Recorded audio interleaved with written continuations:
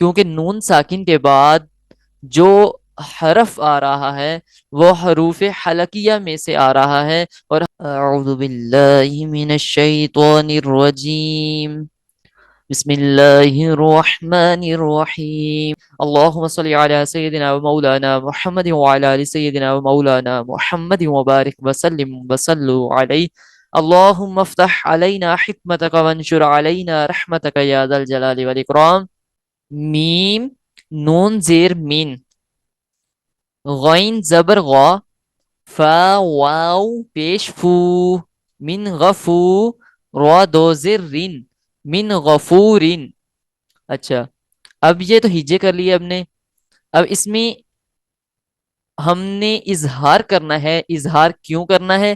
کیونکہ نون ساکن کے بعد جو حرف آ رہا ہے وہ حروف حلقیہ میں سے آ رہا ہے، اور حروف حلقیہ اظہار کے قاعدے میں ہے کہ اگر نون ساکن کے بعد، کسی بھی نون ساکن کے بعد، چاہے وہ تنوین کے اندر ہو یا ویسے ہو، یعنی جو ہماری ڈیفینیشن ہے اس میں، ویسے ہم ایسے کہیں گے کہ نون ساکن یا تنوین کے بعد، ٹھیک ہے، جو اوریجنل ہے، لیکن سمجھنے کی غرض سے ہم نے پڑھا ہوا ہے کہ نون ساکن ہی ہے، چاہے وہ تنوین کے اندر دیکھ لیں، اردو میں اسے لکھ کے دیکھ لیں کہ جیسے ہی تنوین ہم پڑھتے ہیں تو وہ اس کے ہجے جب کریں گے تنوین کے تو وہ نون ساکن ہی آئے گا اس کے آخر میں، ٹھیک ہے، وہ ڈیٹیل سے ہم نے پہلے 2 لیکچرز میں پڑھ لیا ہے۔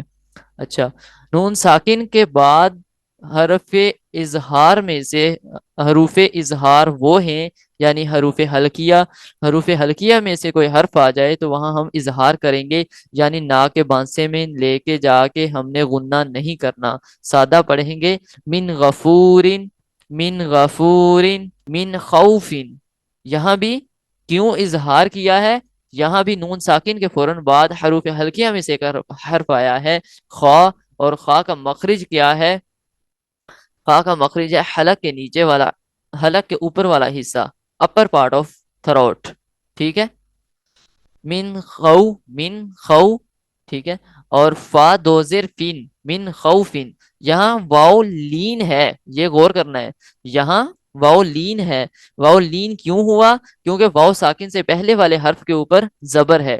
اچھا، فا زبر فا، میم نون زبر من، فا من، تا زبر تا، فا من تا، با زیر بی، عین زبر آ، تا بی آ۔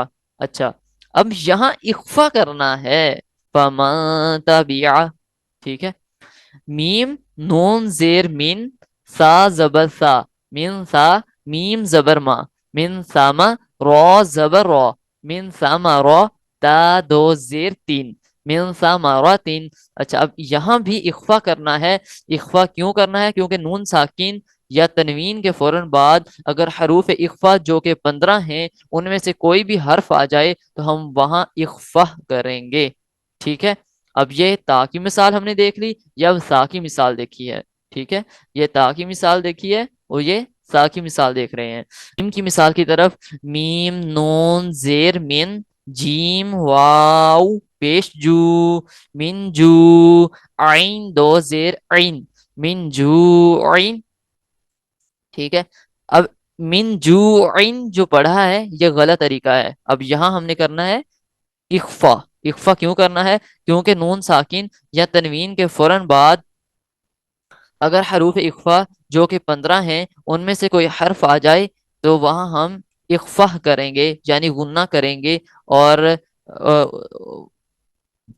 وہاں ہم یہ پڑھیں گے من جوعن، ٹھیک ہے، من جوعن، من جوعن، ٹھیک ہے، اس طرح پڑھیں گے، ٹھیک ہے، یہاں یہ نہیں پڑھیں گے من جوعن، اس طرح نہیں پڑھیں گے، ٹھیک ہے، من جوعن، من جوعن، ٹھیک ہے، اس طرح پڑھیں گے، یعنی غنہ کریں گے، نا کے بانسے میں آواز کو چھپا لیں گے، نون ساکن کی آواز کو نا کے بانسے میں چھپا لیں گے۔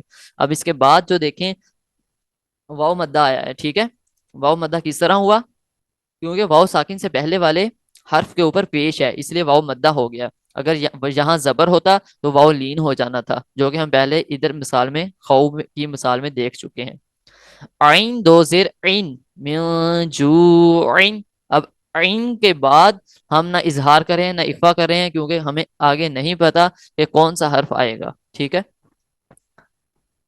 یہاں آگے دال کی مثال کی طرف، من دونکم، میم نون زیر من، دال واو پیش دو، من دو، نون زیر نی، من دونی، کاف میم پیش کم، من دونکم. اب اس کو جب روانگی میں پڑھیں گے یعنی اخفا کریں گے، اخفا کا قاعدہ لاگو کریں گے. قاعدہ کیوں لاگو کریں گے؟ نون ساکن کے فوراً بعد جو ہے وہ حروف اخفا جو کہ 15 ہیں ان میں سے ایک حرف دال آ رہا ہے، اس لیے یہاں ہم اخفا یعنی غنہ کریں گے، نون ساکن کی آواز کو ناک کے بانسے میں چھپا لیں گے.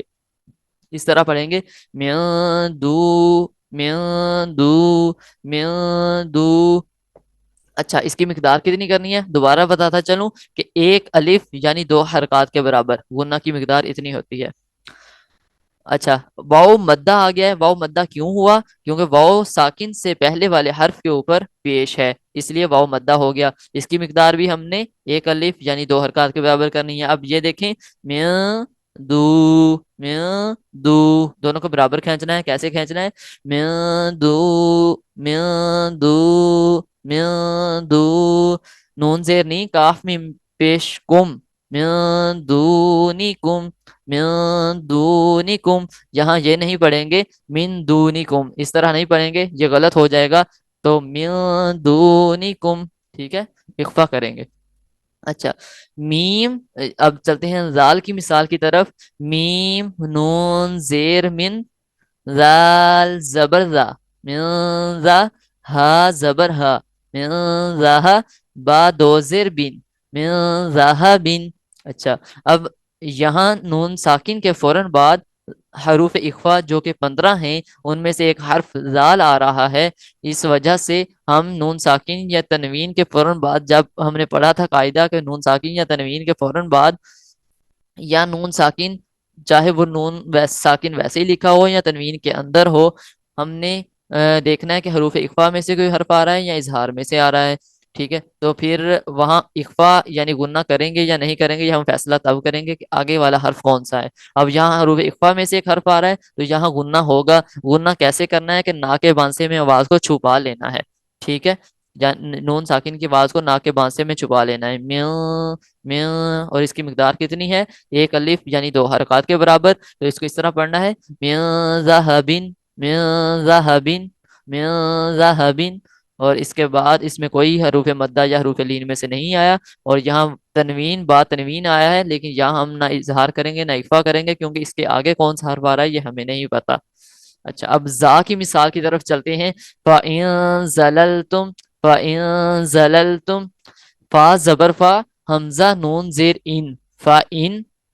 اتنا ہجے کریں گے تو فا ان ہی پڑھیں گے، یہاں فا ان نہیں پڑھیں گے کیونکہ آگے والا حرف ہم نے ملایا نہیں اور وہ ہم نہیں جانتے کہ ابھی زا جو یعنی کہ آگے والا حرف کون سا ہو سکتا ہے کیونکہ آگے ہم نے ہجے نہیں کیے. جب آگے والا حرف ملا لیں گے تو پھر اس کو اظہار یا اخفا کریں گے. اب جیسے زا زبر زا، فا ان زا، فا ان زا. اب ہجے رواں کرتے وقت جو ہے ہم غنہ کریں گے. لام، لام زبر لل، فَإِن زلل، تا میم پیش تم، فَإِن زللتم، فَإِن زللتم، فَإِن زللتم. ٹھیک ہے، آج کے لیے اتنا ہی، انشاءاللہ عز و جل باقی نیکسٹ لیکچر میں. وما علینا الا البلاغ. جزاک اللہ خیرہ. برائے